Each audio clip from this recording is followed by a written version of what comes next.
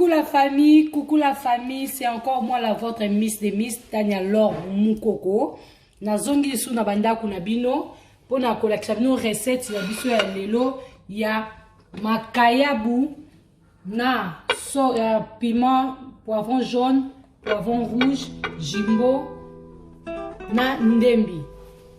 Robo santé oui na biso muscade na poivron poivre blanc. Donc to robanda déjà na boye. Il y a rouge, poivron rouge, na poivron jaune, na mixa kiango, na moulinexa kiango, na ail, na ndembi ndambu, na moulinexa kiango, na mixa yango en fait. Yango nde ebimeli ngai boye. Na gingembre o babengi tangawisi. Donc na kati eza tangawisi, poivron jaune, poivron rouge, ail, matungulu na gingembre. Donc yango na moulinexa epesi ngai boye, na mixa yango epesi ngai boye. Mais à côté de ça, on a matungulu na biso. Donc on va ndambu ya muscade et puis poivre blanc. Na cheka nani wana pilipili wana mibale po na l'exabino ndenge nini to sai na moto bandi déjà na kucha mafuta na biso na moto pona okalinga makayabu na biso. Eza recette moko vraiment vite pe kitoko soki olandi ndenge Miss Cuisine asali. Eza vite, eza kitoko makasi kobosa na feuille na yote na jimbo na yo makayabu pe okoko kalinga ngo na jimbo ya crevette comme pe jimbo ya original ya normal ou bien pe ya poulet. Menga plus na salelaka misatu wana poulet na salelaka jimbo normal pe na salelaka. Donc tozo banda ko kalinga makayabu na biso pona ko gagner temps. Et pour vous mettre tes recettes moko et vous mettez mes kitoko à chaque fois ce que bandi ko ka vous ya makayabu na biso. Eza recette moko maman na biso mutala kisa biso recette oyo. Donc je fais ça à la mémoire de ma maman chérie que le bobo ça n'a pas jamais maman Philomène Tiwana.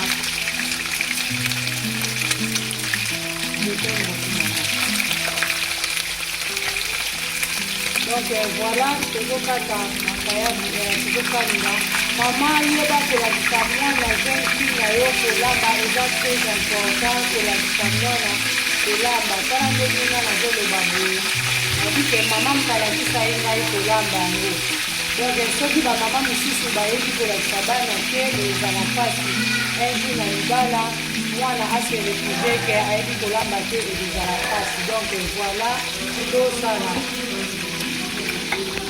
Belinde tokali makayabu na biso makayabu obela pe changer ka couleur soko lingi pe okausa ngo makasi yo kaka mais oza makayabu ya okausa makasi ebonga oza pilipili wana ya poussière wana olamba ya pilipili ebelende na mosusu mais ngai tosalela nanga boye ekauti ka mwa motu mais mama sala kalinga ndenge okokalinga mais sauce kaka tobosana te sala kaka ndenge misa alakisi yo omixer poivron jaune, poivron rouge, piment, pilipili, ail, matungulu, nache ndembi te, nache ail matungulu, yango nde na sali, ail matungulu, poivron rouge, poivron jaune, na piment, kobosa na pe mama.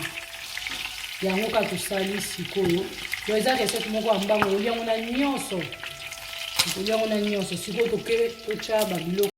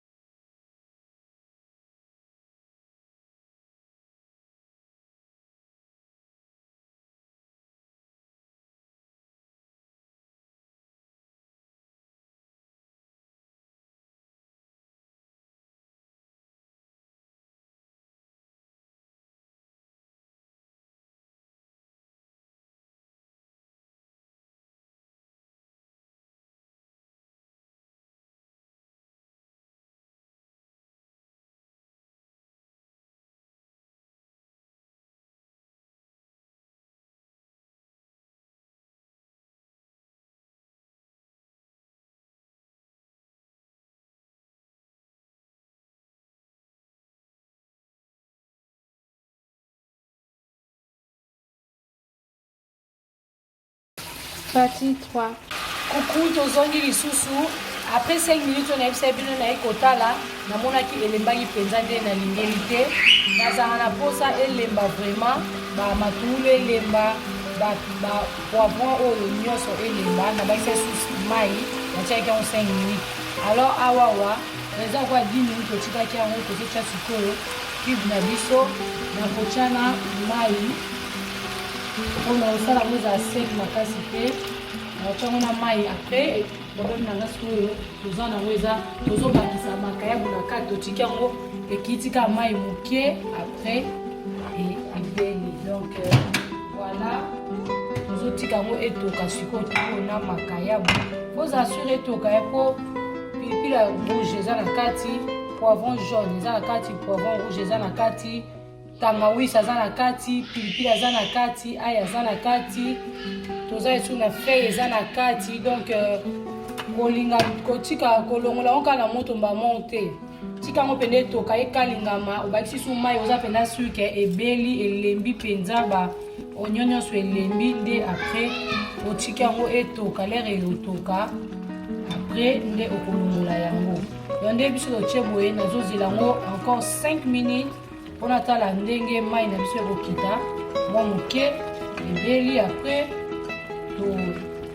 tolie biloko na biso. Donc bomeka ngo kaka boye kitoko makasi mingi nde nalobaka.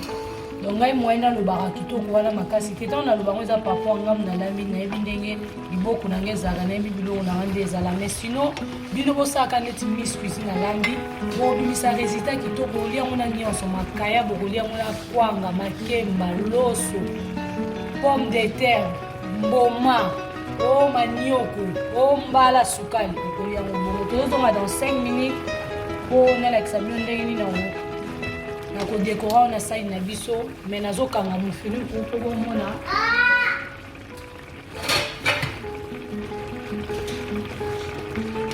tout à l'heure dans 5 minutes. Partie 5. Waka tozongi lisusu nde nayebisa bino 5 minutes pe yango 5 minutes pe yango oyo mai ekauki na omona yango deja mai koma ekauki en tout cas ebeli kitoko yango oyo ebeli très bien. Natiaka jimbo moko ba mingi na biloko mabe mafuta mingi mabe banyonso bakoma kaka kolelalela cholestérol bakoma kolela estomac tension. Donc foko koyeba kosala mpenza calcul bien mpona nai na yo mpona mungu na mpona mafuta na awawa nde tosali piment ndenge yo moko olinga.